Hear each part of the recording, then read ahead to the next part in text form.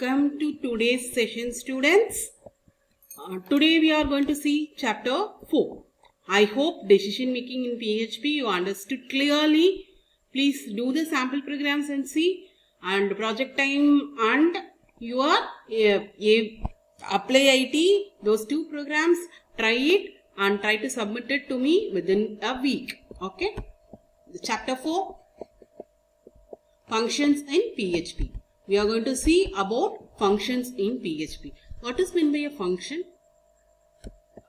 We'll see the pep activity and then see what is a function.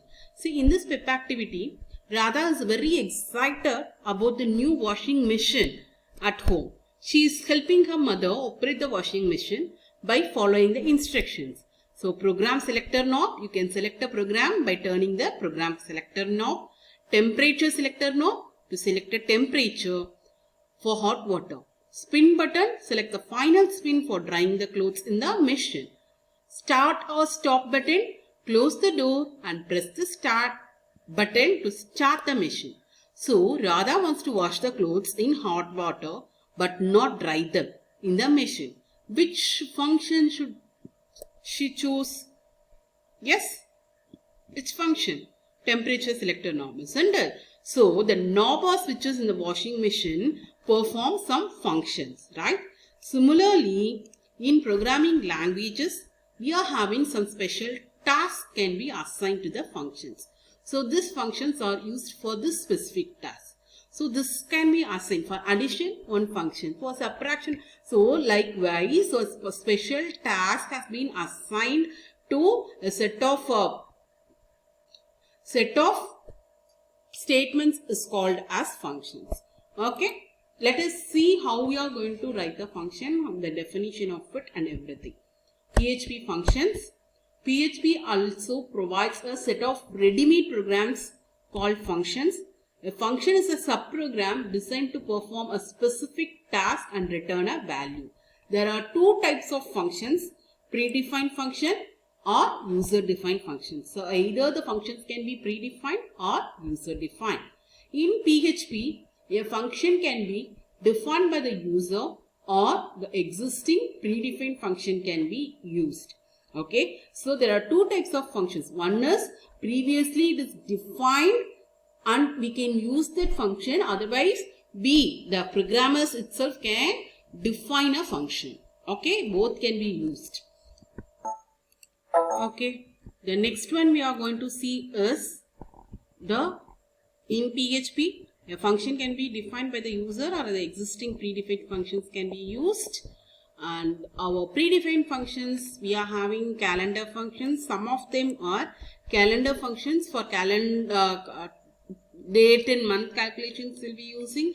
Array functions, last video we saw, right? Array. That array is a function, predefined function. Okay, that array we saw in for each for printing from 11 to 20 for each in fourth question answer. So, this array function is the predefined function where we use that array over there. Character functions, class and object functions, date and time functions, directory functions and MySQL functions. These functions are some predefined functions which we can use in our PHP program. Okay, we can enter into our user-defined functions, and user-defined function in PHP function it can be defined by the user also. Okay, they are called as user-defined functions. The syntax to define a function is function, function name and the code for execution. The function is the keyword. Function name we can have it. Okay, we can have any name. But a function name can start with a letter or an underscore but not with a number. It can either be a character, that is ABCDE, or underscore but not with a number. Please keep it in mind. A function should states a function name, it should start with a letter, that is alphabets or underscore but not with a number. It is advisable to give the function a name that a function reflects. For determining your average calculation, we can have average calculation itself, right? if we are giving some anonymous function name, it cannot be easily recognizable by you and also by others, right? So if we give the function name which is relevant to what it is doing, it will be easy for whoever seeing the program to easily catch for what that function is used, isn't it? So it is advisable to give the function a name that a function reflects. So the function name should be relevant to the what the function program, that set of coding is doing. Okay. The next one, example program, how your function is doing. See, in this program, this is the keyword, right? In this example program, this is your example program.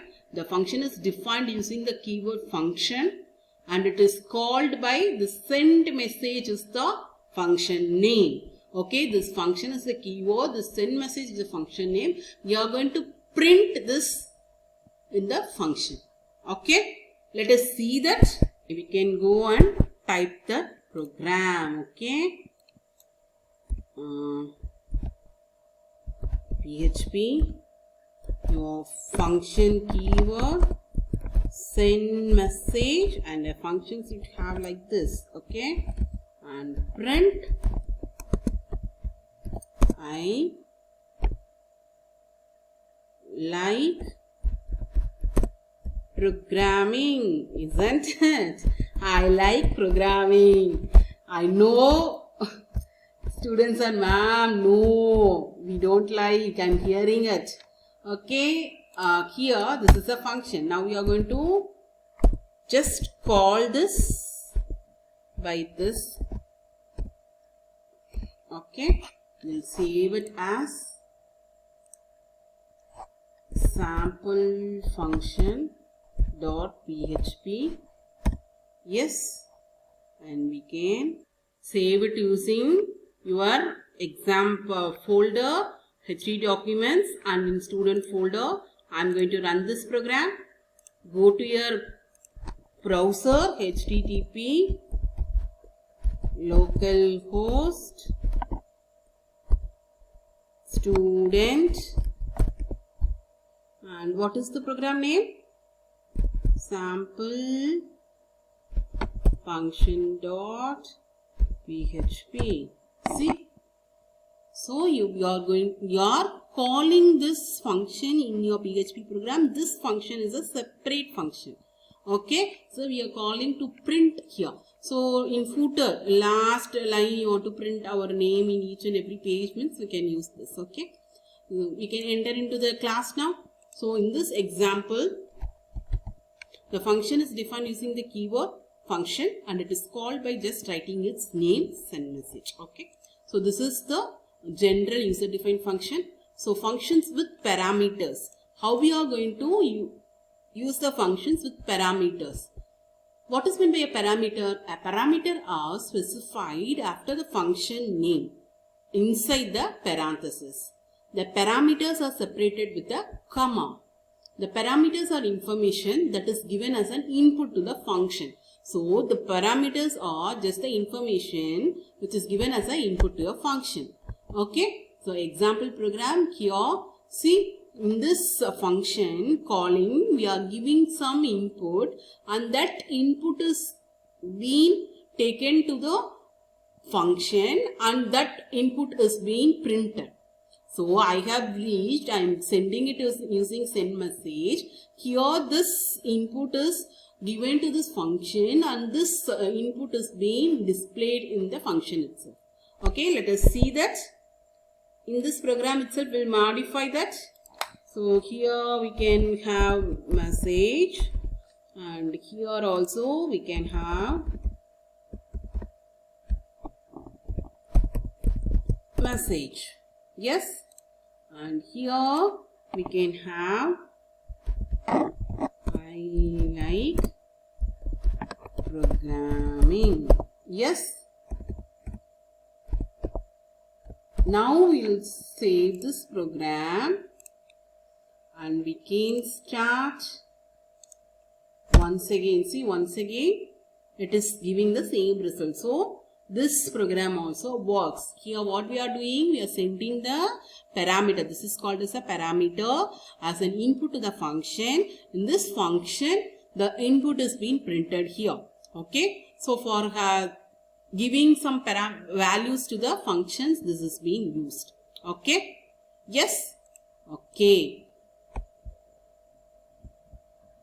So in this message, I have reached is passed through the parameter message instead of directly sending the message to the function. Okay. Clear with this? Functions with parameters. This is called as a parameter. Okay. This is called as a parameter. If the function is inputting something, if the function has input, it is called as a parameter. Yes. We can go into the next topic. Okay. The next topic is function that returns the value. What is meant by functions that return a value? When a return statement is used, a function can return a value once the function has been executed. The return statement will stop the execution of the function. Okay. So if the function returns the value or returns something from the function to the main program, it is called as a function that returns the value. Okay. So it will stop the execution of the function and return back to the main function. Then the statement send the value from where it has been called in the main function. Example program.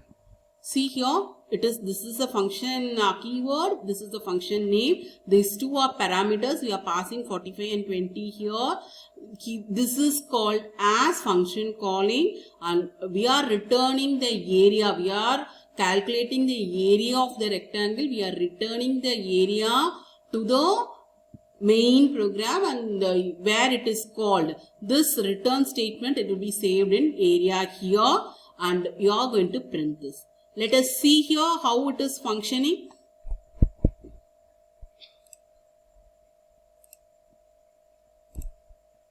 So, we are going to write a program which returns a value, right? Yes? Okay, we'll see here function area rectangle here, right? Okay. Function area rectangle, they are going to pass length, comma, breadth, isn't it? Yes. Here area is equal to length into breadth, isn't it? This is the calculation for area of rectangle, isn't it? And then we are going to return area, calculated area, right? We are going to close the function. Then we are going to call and save the return value in area here. And how we are going to call? Area rectangle 45 comma, what can we do? 45 comma 20. Yes. Then we are going to print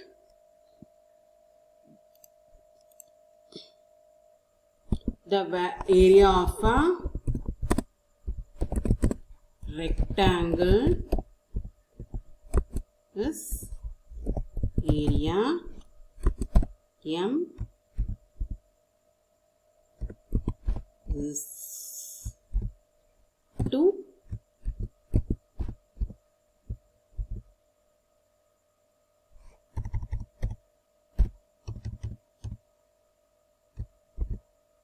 Yes, we are going to save this. We are going to save this using area rec.php.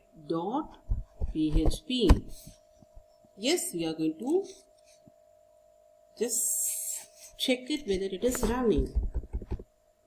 Area rect. So some error is there. We'll see what is that error.